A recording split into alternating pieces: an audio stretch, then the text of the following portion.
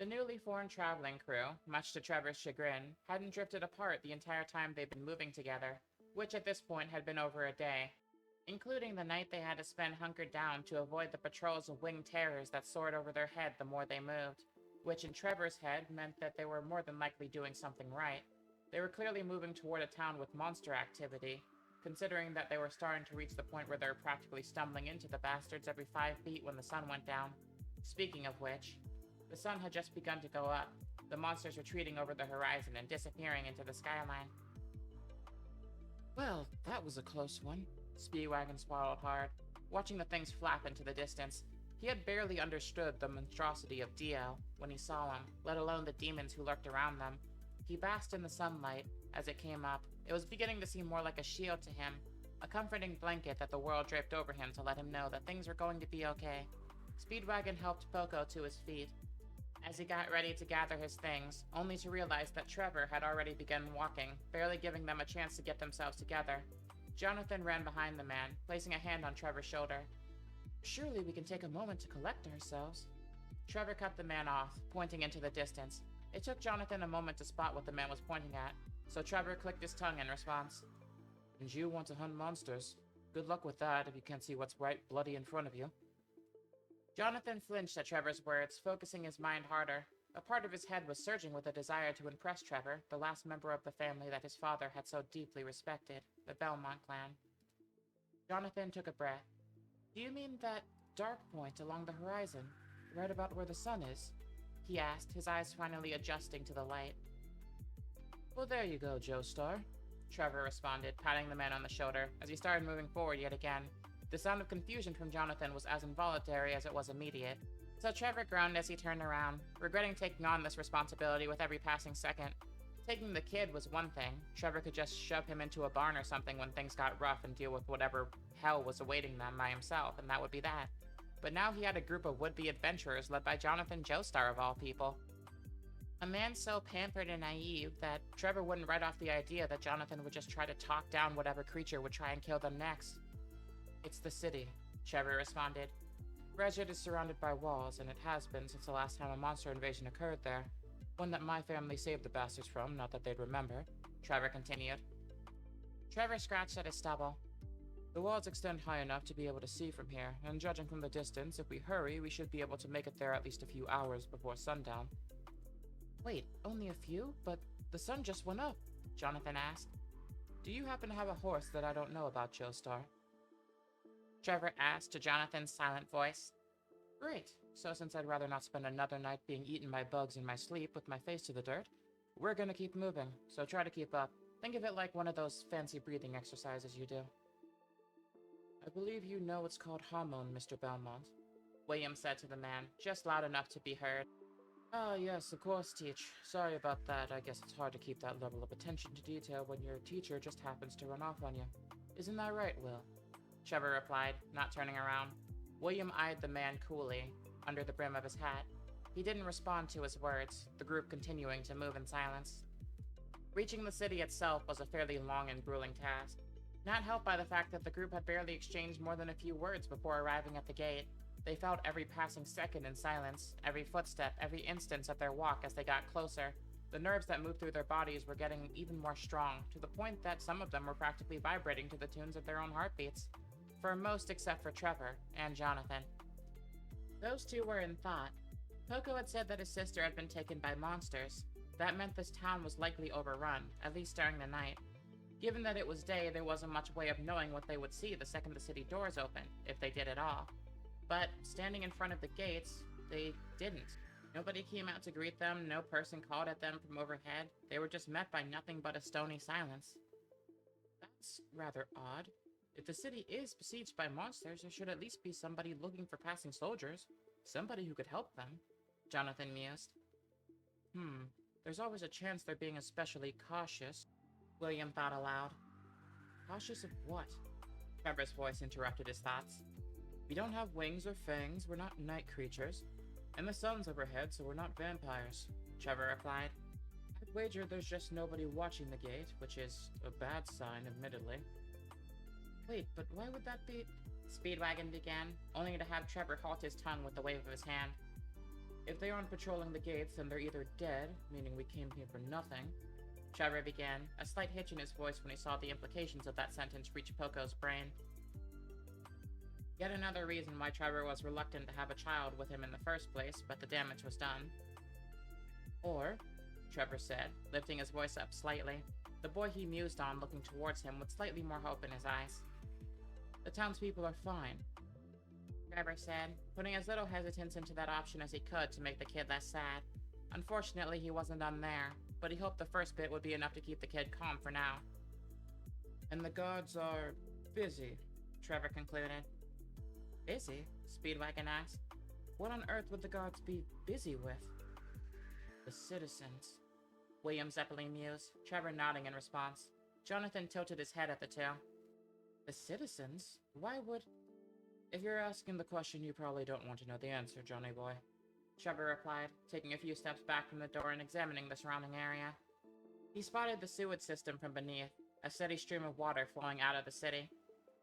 But suffice to say, in the midst of a crisis, sometimes the powers that be can get a bit overzealous. Start seeing threats everywhere, if you catch my meaning, Trevor replied. Seeing threats everywhere? You mean to say they turned their blades on... Jonathan's voice came out shakily. Trevor had to be wrong about this. He just had to. People sworn to protect others, to protect their neighbors, their friends. There was no way they would just... His thoughts left his mind as the sound of gliding hit his ear, the sound of dirt being kicked up into the air across the landscape, the sound of Trevor Belmont sliding into the trenches below. Before anybody could even ask what the man had planned on doing, the sound of his whip locking against the bars of the sewer grate, and pulling back with enough force to leave the grate shattering to the ground, hit their ears once more, as the metal grate broke the stone floor beneath it. Alright, we're not gonna find things out waiting out here, are we? Trevor asked, already disappearing into the sewers. William sighed. Jonathan, take the other two and follow our friend. He looked up at the gate. I'm hopefully going to make a bit less loud of an entrance. He jumped up, his foot somehow sticking to the side of the wall, as he stood, somehow, horizontally, sparkles of sunlight attaching to his foot. Make sure that Trevor doesn't start a war or anything. Jonathan nodded slowly, beginning to turn away from the man before William caught his attention yet again by clearing his throat. When Jonathan turned back, William was already at the top of the wall, but he could still hear his voice, almost as though he were standing right next to him. Jonathan, even though I'm telling you to watch over him, make no mistake. When it comes to fighting, you are the inexperienced one. Default to Trevor if you have to. He might not look it these days, but I can tell the boy hasn't lost his edge. Jonathan nodded slowly, as William disappeared over the horizon. Default to a man like that? Like you're somehow beneath him? Speedwagon said in a huff, climbing into the same trench that Trevor had disappeared to. I must say, I don't think I like that very much. Oh, I don't think it's that bad, Jonathan said, a bit of a smile crossing his face as he and Coco descended the same slope that Trevor had descended mere moments before. The smile on Jonathan's face shone even as they entered the darkness of the tunnel. True nobility. The Belmonts, according to his father, were true nobles. People who protected a world that didn't even want them. Exactly what Trevor was doing right now, despite his reluctant tone. It was exactly what Trevor had been doing since the moment Jonathan first saw him again, since the moment Trevor had stepped in to save Poco's life. If anything, as crass as the feeling inside him was, there was a part of him that wanted to see Trevor fight again. He knew violence wasn't very gentlemanly, but it was in those moments, when Trevor fought, that he could see that shining beacon his father talked about, that he could see Trevor be a hero. He was fine deferring to Trevor in a fight if he got to see that again. William Zeppeli moved from rooftop to rooftop, watching the world below him. He could tell two things from the sights beneath him. The first was that the people of Gresit, while alive, were on their way to extermination. The thousands of bodies piled into the streets showed that their defenses against the so-called night creatures had completely failed them. But he was sure that at least part of the reason for that failure was because of the second thing he observed. Trevor Belmont was right. The closer William looked at the city, the closer he could see that its defenses had turned inward. The guards were shaking down the citizenry for supplies to help with the effort at Sword Point. In the church, they were looking for anybody to pin the blame on, someone who might have cost them the favor of their god. He watched as several people on the outskirts of society were dragged off. The poor, those who spoke ill of society, anyone who didn't fit in with their idea of a good citizen. They wouldn't get anywhere with that. William was already making notes in his head of how to free them with minimal exposure to himself, but if things kept going at this point, it was only a matter of time before the city tore itself apart. First thought of how to protect the more vulnerable, maybe get them to arm themselves against this threat, but that was pointless. Infighting in the city would just lead to everyone getting killed instead of a few people when the real threats came. Not to mention the resulting chaos would make it nearly impossible to find Poco's sister, if she wasn't already dead. Which was seeming more likely by the second. Right then, Zeppeli mused. It seems time to talk to the man in charge, he said, leaping off a roof and into the city below. Ah, the smell. I can still feel it on my clothes. Poco gagged, heaving onto the ground as he finally flopped onto the floor outside of the sewers and onto the streets of Gresit. Admittedly, the city didn't smell that much better. He was the last one to leave the sewers, but he wasn't the last one to stop heaving. That honor belonged to Speedwagon. I have never experienced anything so foul in my life, he said, his eyes shaking slightly. Weren't you the leader of a gang? Trevor asked casually. Where? The clean streets of London? And here I thought the plague and vomit would have slowed the Queen's janitors down a tad. Speedwagon groaned in response, feeling anger bubbling in his gut. He had half a mind to show this man just how he got the title of one of London's most feared, but he thought against it. Jonathan probably wouldn't take too kindly to that after all. This was the town, right? Jonathan asked of the boy next to him, who slowly nodded at him. Well, if she was taken rather than killed, there had to have been a reason for it. You said she was taken from the cities, so where was she taken to? Jonathan mused. Our first order of business should be to ask around. Clearly those inside the city are still alive. I can hear them walking the streets, he said cautiously, remembering what Trevor said that them being alive must have meant. They would have to be very careful if Trevor was right. Trevor? Jonathan turned to see that Trevor Belmont was nowhere in sight. The others around him, similarly perplexed, glanced around so furiously that their heads were practically blurs on their necks. That... Speedwagon grunted through his teeth. Did he ditch us? Calm down, Speedwagon. I'm sure there's a very good reason for it. The man's barely tolerated us from the beginning, Speedwagon groaned. Mr. Joestar, even if the man is of noble blood like yourself, that doesn't mean... Speedwagon stopped, feeling Poco's hand tugging at his sleeve. He looked down at the boy, who pointed ahead at a shadow cast at the wall. One that looked like the head of the young Belmont. At least now they knew where he went. He couldn't have been more than a street corner away. Well, let's find out what's the problem then, shall we? Jonathan said, an earnest smile on his face as he moved towards the area. Speedwagon sighed, not sure what to expect. He knew Jonathan had nothing but good memories of this family, but Trevor hadn't been at all like what he described. Those memories clearly meant a lot to him, though, so he hoped against all hope that whatever feelings he had had about Trevor in the negative were incorrect, especially since this truth was passed down from Jonathan's father, who had no longer been with them. The last thing Speedwagon had wanted was to rip away a fragment of Mr. Joestar's father, especially considering how he had died so nobly. He turned the corner, ready for his eyes to reveal whatever the truth was. You and yours were told to be out by sunset. The gruff voice of a village guard could be heard stretching into the night as they laid eyes on him. The speakers mean you no harm, sir. Anyone could see that we aren't responsible for the tragedies here. Tragedies? Half the city is either gone or spirited away. The guard drew a blade, pressing it against the chest of the elderly man cloaked in blue. A man who at this point had made no motion to defend himself, seemingly just looking at his assailant. A look that told the others that there was going to be no fight here, only a slaughter. You expect me to think that getting a magician out of our way in a time when we're being attacked by magic wouldn't be a good thing? The priest before the man said, pushing the knife slightly further into him. I just believe that it was that kind of attitude that caused this mess, the old man said, the blade slightly moving into his skin. The others finally managed to spot Trevor. He just seemed to be watching, just close enough to the point that the others in the area hadn't yet noticed. Jonathan could see Trevor's hands coiling around his weapons.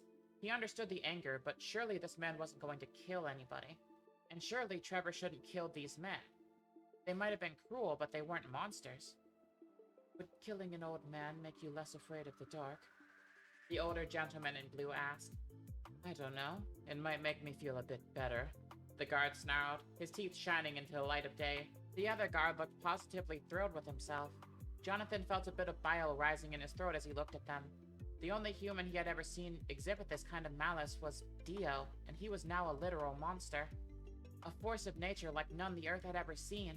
To see that kind of thing reflected in a normal person, it made Jonathan angry. So angry his senses nearly abandoned him. He felt like he was going to hurt these men if he wasn't careful, but he settled for disarming the situation, making them step away. He was too late to have a say in it, though. Oh, fuck. He heard from ahead of him as Trevor walked towards the men. Fuck it, fuck it. With a single crack of his whip, he grabbed the weapon from one of the priest's hands. He spun around to meet the furious eyes of the last son of Belmont. It was only once he saw him that the sense of pain shooting through his arm caught up to him, as the man's blade and his now severed finger clattered to the floor. Trevor! Jonathan shouted from behind, revealing the position of him and the others. Oh, for the love of... Sit back, Joestar. Trevor palmed his face. I'm handling it. But these people are... It's not like... Jonathan stuttered out, still fighting with his feelings for these people. Still fighting to not see them as monsters. That was until... You heard him, one of the guards shouted, glaring at Jonathan with an aura that almost immediately reminded him of the look in Dio's eye, of the look of pure malice as, I reject my humanity, Jojo! The words rang in his ears yet again. It was almost like the man in front of him, a man who was undoubtedly human, held the same malice as a man who was so determined to become a monster, like he had somehow been transformed into one by ill will alone. This was none of your business, but you just had to get involved. I'll string you up right next to the sorcerer, in the middle of town square. Let people know we won't tolerate challenges to authority of those of righteous heart. Nothing about this is righteous, Speedwagon shouted, putting his fists up only for Trevor to wave him off too. But you're at a disadvantage, and these men... They reminded Speedwagon of the people we had seen on the streets of London. Of corrupt officers and the rich who had a habit of shaking down anyone who couldn't fight back, acting like they owned everything just because they had their damn authority. They were part of the reason why London needed gangs like his in the first place, even if they weren't the best either. Being reminded, it made Speedwagon want to break out his hat again. He doubted that these men would be able to block it like Mr. Joestar had.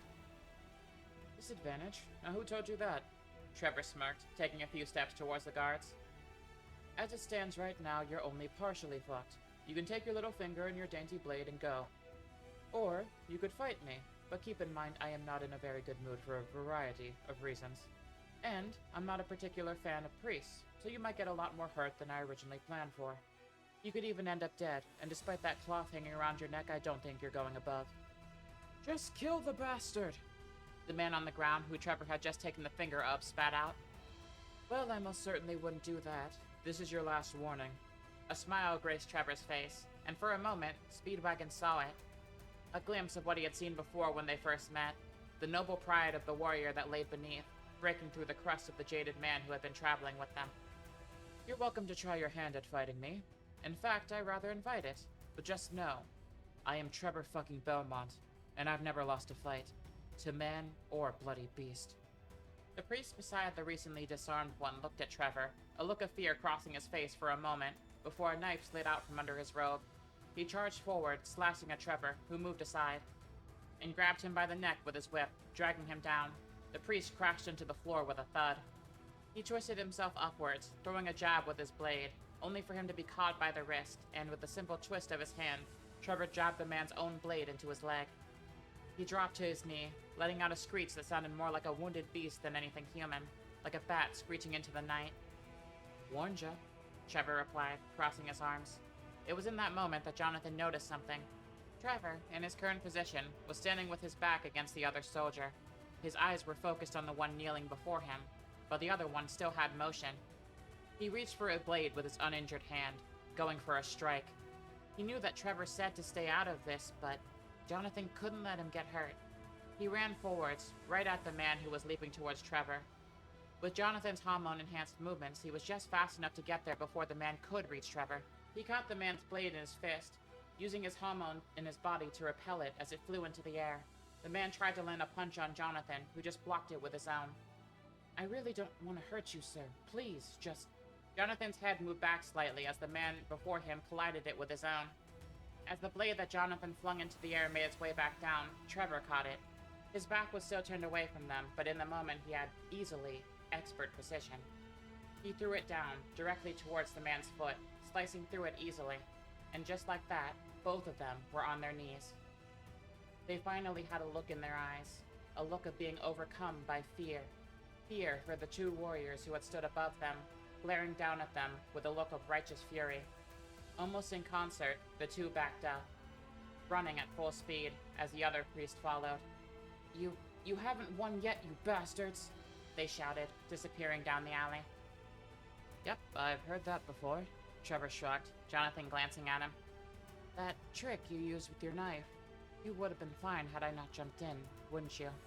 Jonathan asked, a bit of sweat dropping down his face. Trevor shrugged once more.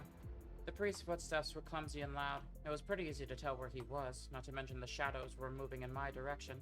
I could pretty much read his moves just by looking at the ground, Trevor confirmed.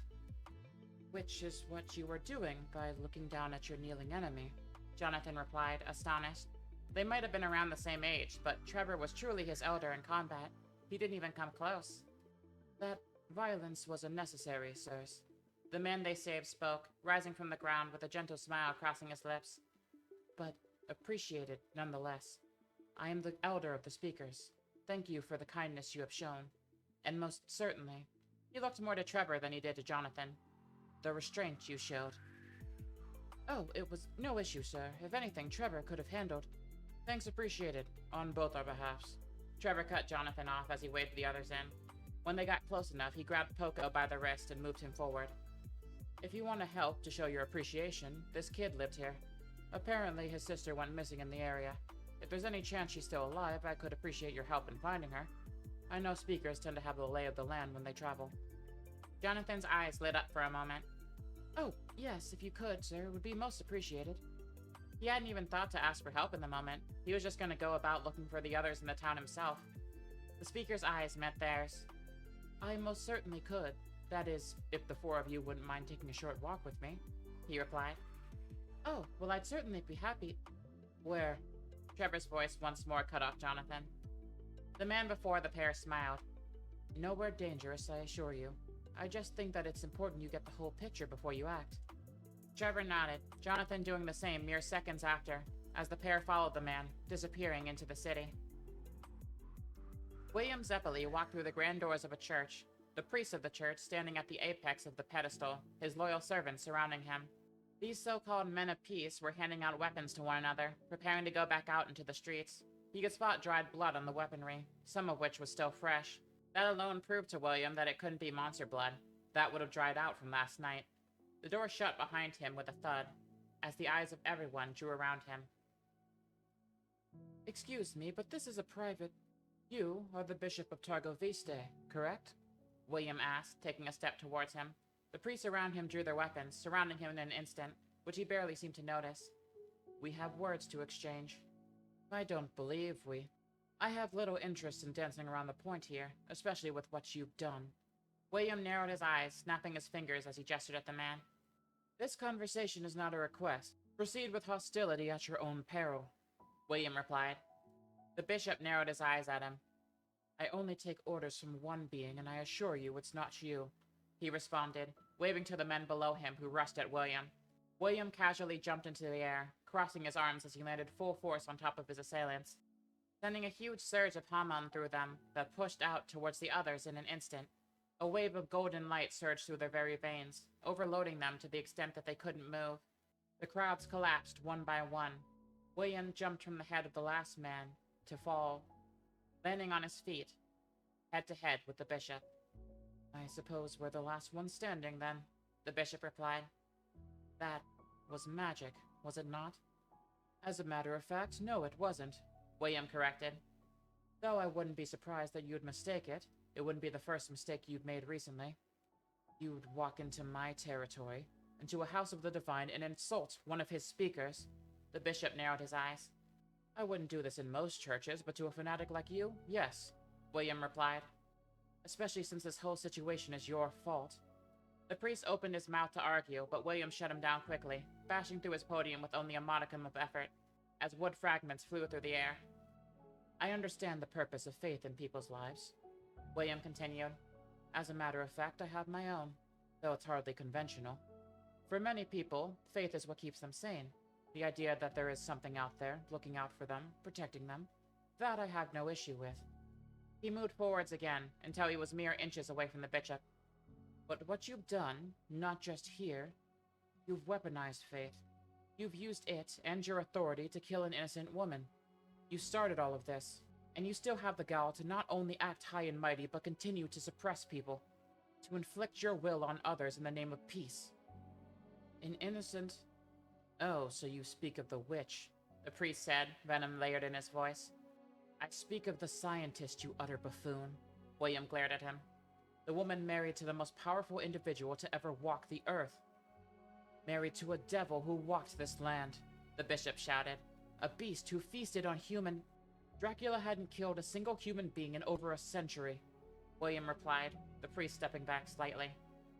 You couldn't.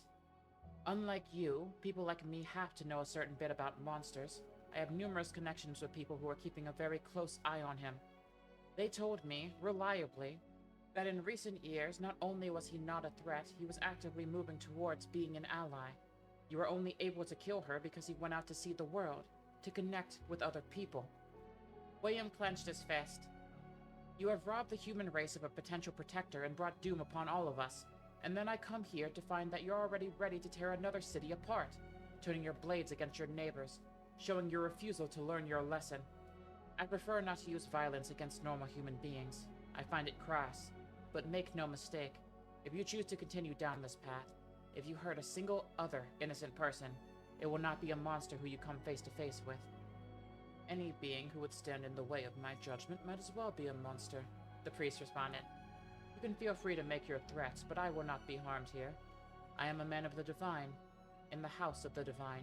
The bishop opened his eyes wide, as blood dripped down his cheek.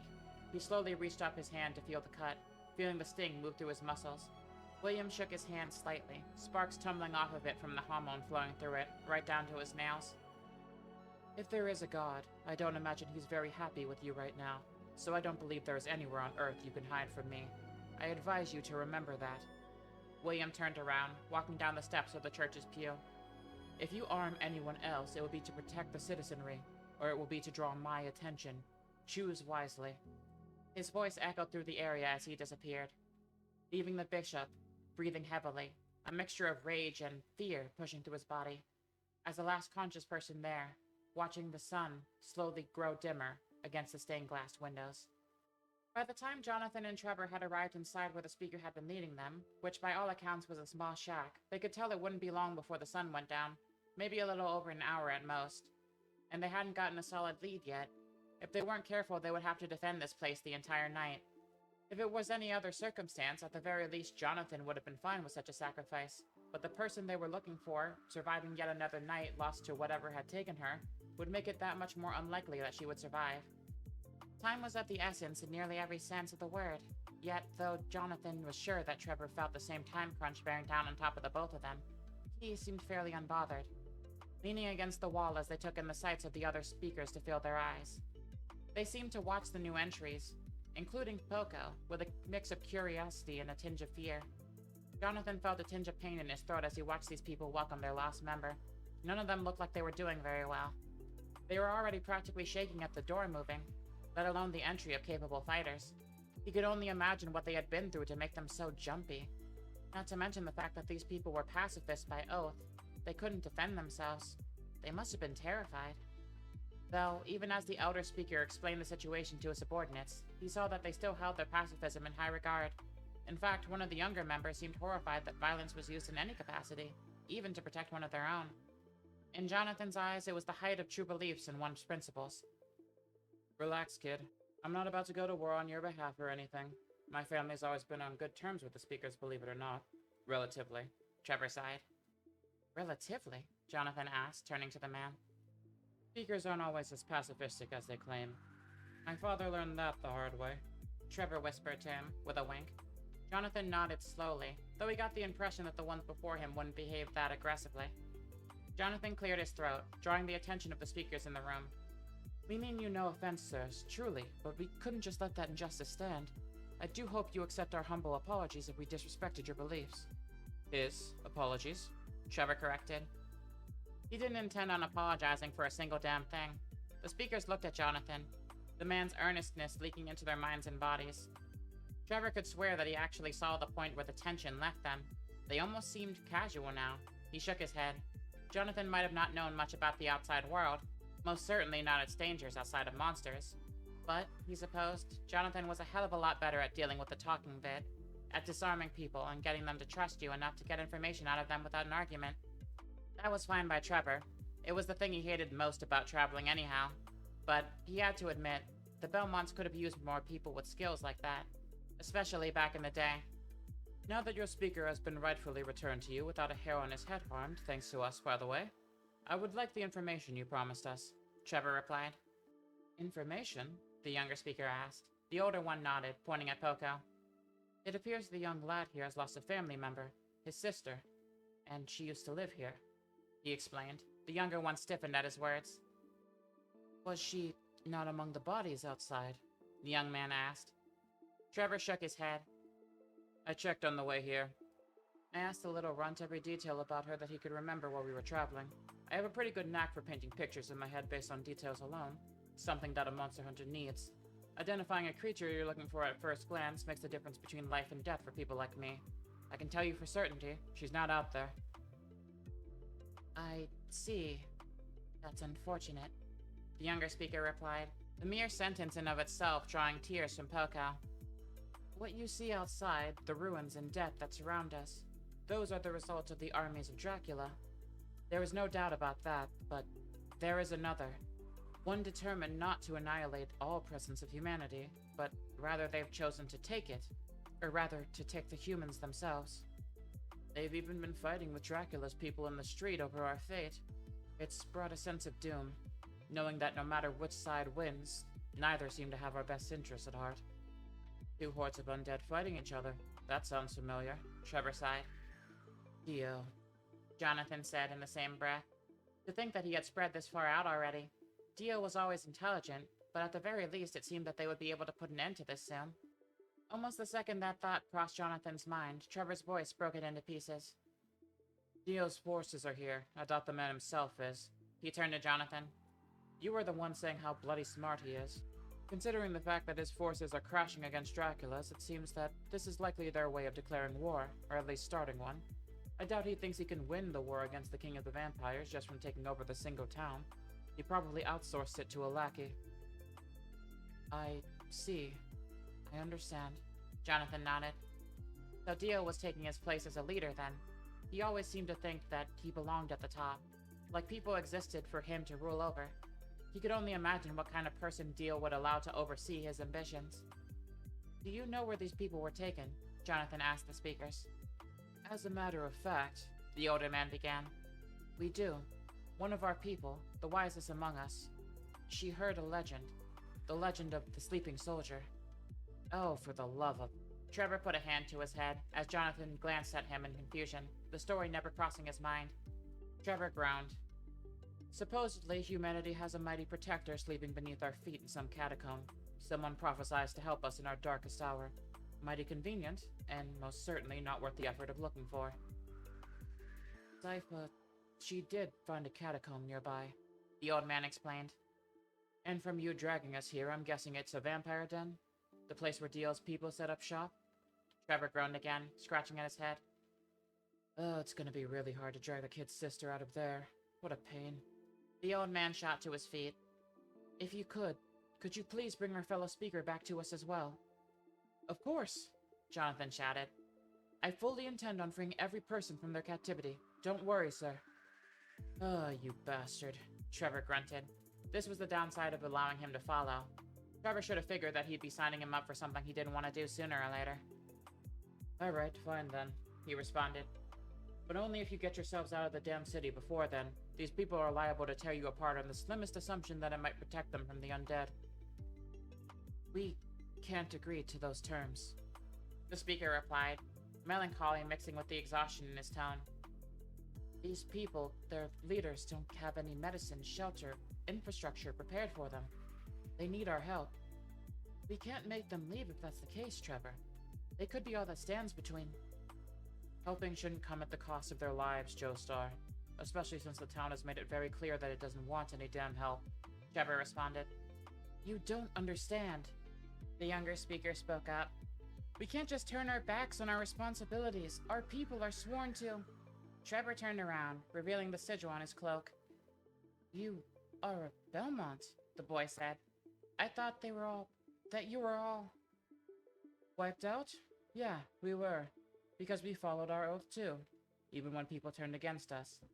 The fact that my sorry face is the last that graces my clan is proof of that, Trevor replied. These people are at the mercy of their leaders, Trevor. It's not their fault, Jonathan replied. We can't judge the citizenry for their actions. Yeah, well, the citizens haven't done jack shit to stop them, have they? Trevor replied.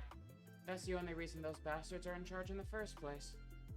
Trevor, tell me I'm wrong, Joestar. Trevor responded, the two men locking eyes with each other in the silence of the room. You're wrong, Trevor, Jonathan finally said, his ferocious blue eyes staring deep into Trevor's, as though Jonathan was trying to use his soul itself to get the man to back down. Please, just trust me on this. If that really was the case, then what did your family give themselves for? You don't want to say it's for nothing, do you? Trevor grunted, his teeth clenched together. I don't want to, but facts are facts. If you want to see for yourself, then you can watch the townspeople banging on this door when we get back. So, yes, you old bastard. I'll go get your speaker and you can stay put. Trevor walked out into the open. Within seconds of being outside, he met eyes with William Zeppeli once again. I'm not even gonna ask how you caught up with us, old man. It was an easy task after I took care of business, William said, as he raised a cup of tea to his lips. Of course this bastard would manage to find tea in a war zone, Trevor thought to himself. Your worries about what will happen to these people, William continued. I can't say they're unfounded, but I'm glad you agreed anyway. Your parents would be proud. Bear me. If you want to thank anybody for this, you can thank your student, Trevor replied, walking towards the sewers to once more leave the city. William stared at Jonathan as he walked out into the open. A look of determination sprawled across the young lion's face. William's own face twisted into a smile. Jonathan was definitely the one to thank for this, William thought. Not just for being able to go on this journey, but for dragging Trevor's soul out of the pit that he had sunk into over the years. And William had a feeling that the team that he had saw in his premonition so long ago, the premonition that his old master had given him, who would be able to banish the darkness with their mere presence. That team was about to be complete with their little detour, and with whoever they would find waiting for them down in the catacombs. He was just thankful that he would live a little while longer to get to see it with his own eyes, but there was no time to dwell on it now. They barely had time in the first place. By the time they reached the catacombs, the sun would be down. The sun was going down. Good, Dio thought. He would be able to stretch his legs. He was almost at Dracula's hiding place, Wallachia, Transylvania, where Dracula had chosen to set up shop, at least for now. According to Dio's spies, Dracula's castle had the capacity to move, so you would need to keep that in mind if he was going to go forward. How many cities have we taken thus far, including this one, of course? Dio asked, looking over as yet another city that he had fallen into oblivion, burning as his new horde stumbled out into the open. His minion knelt down beside him, looking up at him as though he were God himself. This is the 15th, sire. Really? Only the 15th? Dio asked curiously. I could have sworn we passed 16 cities on the way to this one. His lackey stiffened under Dio's gaze. That should be the 17th then, should it not? There are 2 cities that have not fallen to you, sir. Gresit and... I don't very much care to know their names, Dio responded. Of course, sir, his minion said almost immediately. However, Gresit, huh? If I recall, that one is rather close to the shoreline, where my monsters disappeared. Dio thought to himself, laughing slightly. There are very few people I'd wager could accomplish such a feat. Hell, I'd wager there are very few people who could resist me altogether. If our forces in Gresit fall completely, let me know, would you? Dio said, his servant nodding furiously. Dracula's forces were pathetic. At the very least in Dio's estimation. Every competent vampire that Dio had met under Dracula's command was easily defeated within moments. The one who was supposedly in the city, someone who was apparently supposed to be Dracula's general, or at least one of them, a man who had tried to claim the city before Dio, was now hiding beneath the buildings like a coward. Dio could practically smell the fear in the air. When it came to Dio's own soldiers, he had faith in them. Enough faith to assume that they wouldn't be completely slaughtered by Dracula's weaker pawns. But yet, the ones at the shoreline disappeared without a trace. And if this Gresit place managed to completely repel his forces, that could, by Dia's own reasoning, mean that a vampire hadn't been the one to do it, so it would have to have been a human, and the only human that he ever met who could stand against him was... Oh, Jojo. I should have expected that you followed me this far. I wonder, is it my fate to crush you once I've ascended to the head of the vampire clan? That would be a good way to christen my victory. Dio heard a scream from below. So, they had found him. He was probably alone. Most of the vampiric soldiers that Dio had saw during the start of their invasion into the city had likely turned to dust, especially considering they started their invasion in the daytime. His people had dragged a great many of them out, kicking and screaming into the light. He watched as most of the forces that this vampire general had brought with him turned to dust on the wind. Dio laughed to himself. Dracula, the oldest vampire to ever live, hadn't heard of covering his skin. When Dio first began this invasion, he knew he would need a lead. Dracula's forces were great in number, after all. So he had developed a skin covering. Or rather, he ordered his people to do it. He turned entire cities, and those included some of the best seamstresses in the world, or at least in Europe. The head-to-toe skin coverings that he had created gave his people quite the edge over Dracula's. The sun never reached their bodies. It allowed them to go traipsing into the day, whereas other vampires wouldn't take the risk. Unfortunately, these coverings were still fragile. They were fairly easy to destroy, so of course he wouldn't risk himself going out in the day. That was a responsibility for his lackeys. Dio hopped down from his perch atop the castle, landing where he heard the screaming, the individual below thrashing and kicking against the iron grip of one of his minions. Dio was positive that this man was an important vampire. The informants that he spread around the land were fairly reliable, but some general he turned out to be. He couldn't even overpower Bruford. Let's see. You stink like a rotten pig, and with your crimson hair. That matches the description of the vampire known as Godbrand. Am I correct? If you know who I am, then you know that this little act of yours will get your head on a pike. Godbrand snarled. Oh, very amusing. I'm assuming you're not talking about your pike. You seem a bit occupied. And at least 3 of your fellow so-called generals had fallen at my hand, as I dragged them screaming into the light. Dio said coolly. Godbrand felt himself sweat for the first time in almost a century under Dio's gaze. So, do you mean Dracula, the so-called king? Godbrand stiffened as Dio knelt beside him. Well, I don't see him anywhere. Do you? You know, you killed nearly half the people in this town before I could get here. I was deprived of plenty of potential soldiers because of that mistake. Bringing yourself into a stupor. No self-control. Dio sighed. He gave a nod to Bruford, who let Godbrand go immediately, though to Godbrand's surprise he couldn't move. In fact, he felt waves of cold spreading through his body, making it more and more difficult to move even a single muscle. He looked down, seeing ice slowly spread up and down his legs. It reached his arms, his chest, slowly crawling up his head. How in the hell? Just like I thought. Like every other vampire I ever met, you lack the abilities besides strength and speed. Even after hundreds of years. What a waste of immortality. Dio shook his head. I will not be talked to like this. My armies were built up over hundreds of years, I'm aware. Dio responded. They were, however, completely torn apart by mine, and I've only been a vampire for a few months. Dio said. Godbrand's blood somehow went even colder. This didn't make sense. Godbrand went out of his way to turn only the strongest into vampires. His army was one of the most powerful in the world. Hell, he had forged himself into a being stronger than steel, a monster among monsters. But that child had surpassed him, had exceeded him in every category so quickly? Dio smirked. Of course he knew his secret. The mask, the thing that fate had given to him and him alone. The thing that made higher quality vampires than the ones who were turned so filthily by another.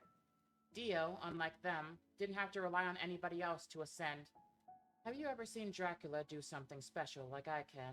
Dio asked. The last few generals I asked weren't very forthcoming. You want me to betray the king of the vampires? Do you think I'm so stupid? No, Godbrand, I know you're so stupid, Dio continued. You're too stupid to realize that you're being used to bring about the end of our kind, Dio replied, Godbrand furrowing his brow. As I thought, useless. Tell me, if Dracula killed every living human, what would vampires eat? He didn't say he was planning to... Oh, he didn't, did he? Well, what did you think he was going to do? Corral them, in pens?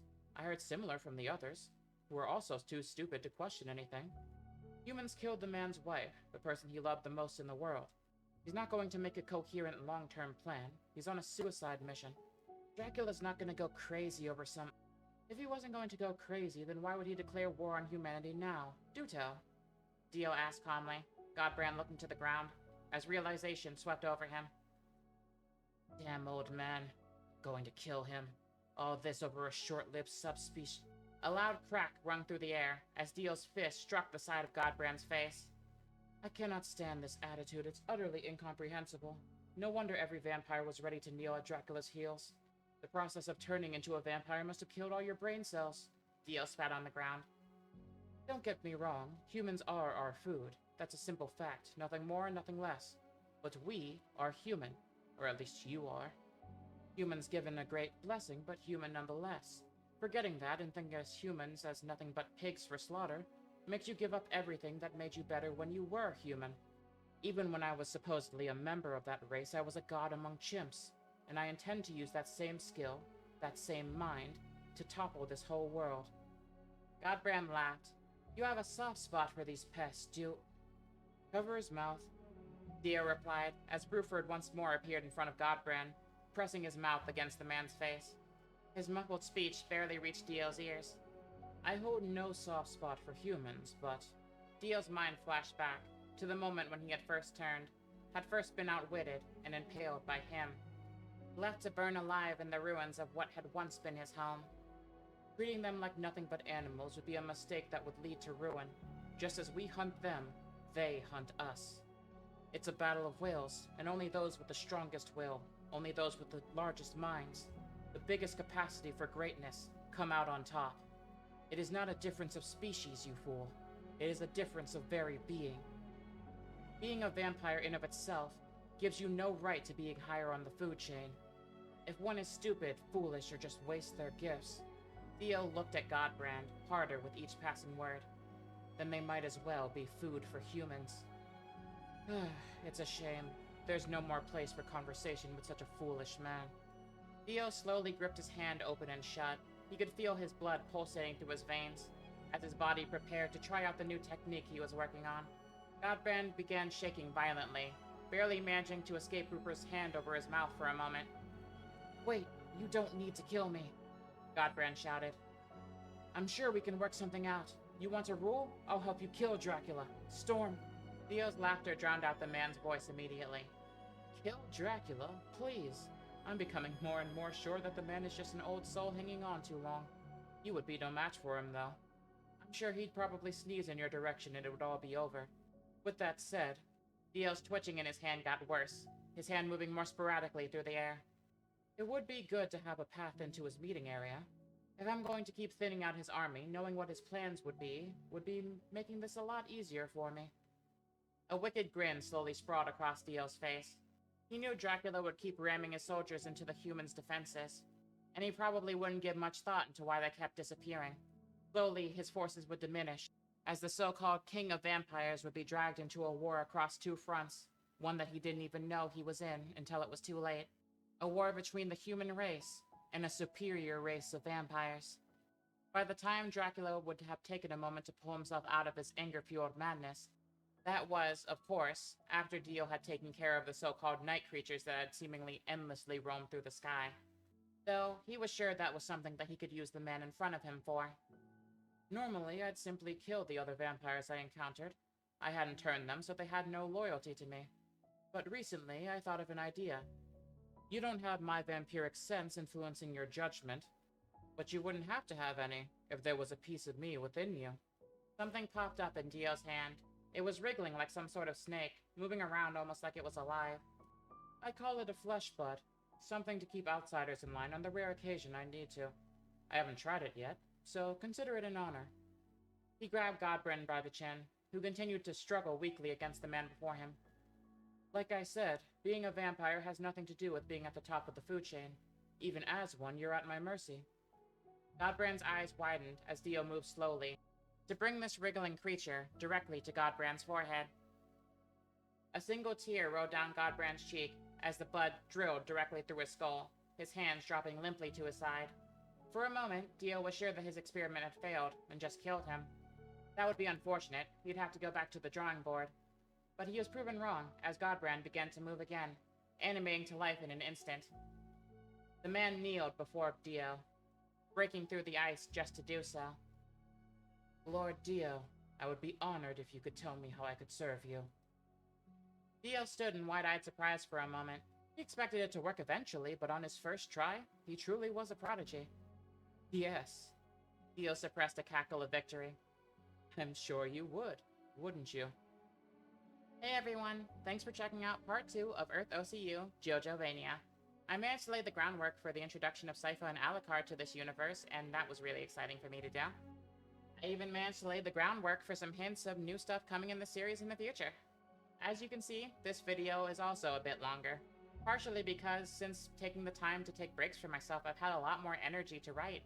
So the slower upload schedule is working out for me, so I hope you guys like it. I look forward to bringing you all more of this series in the future, and getting more into Dio's battle with Dracula since that's been a blast to write so far. In the meantime, please make sure to hit the like button to let YouTube know that you're enjoying the ride, and be sure to subscribe so you don't miss out on the future of this or any other series that I work on in the future. Until then, I've been your captain, and it's been a pleasure to take you on another tour of the strongest Earth in the multiverse. Goodbye now!